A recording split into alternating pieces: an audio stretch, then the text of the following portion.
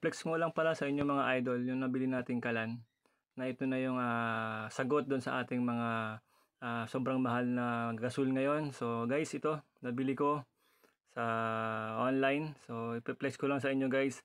Ang gamit ko lang dito sa kalan na ito, kung makikita nyo sa video ito, panoorin nyo ito hanggang dulo, ay use mantika guys. So use oil, yung pinaglutuan na mantika mga idol.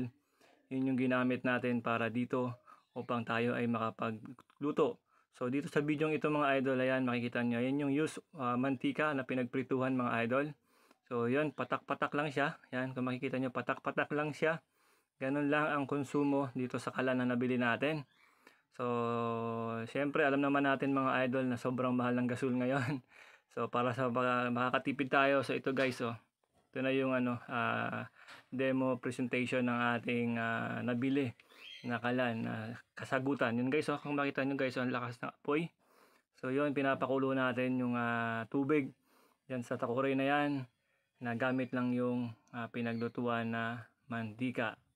So saan ka pa mga idol, di ba?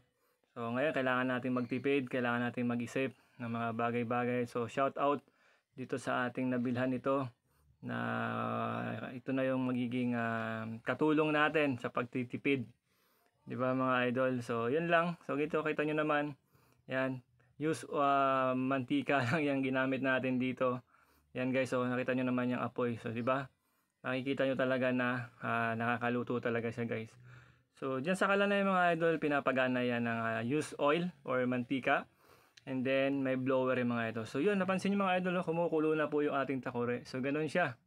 Ganyan siya effective, na makakaluto talaga siya, na kung ano man yung lulutuin natin, gamit lang yung use oil na yan mga idol. So patak-patak lang ang paggamit mga idol, oh, kung mapapansin nyo. So yan yung sa ilalim yung blower lang yan, para magkaroon siya ng malakas na apoy. So di ba? So sana na-inspired kayo sa video ito. Bye bye, God bless.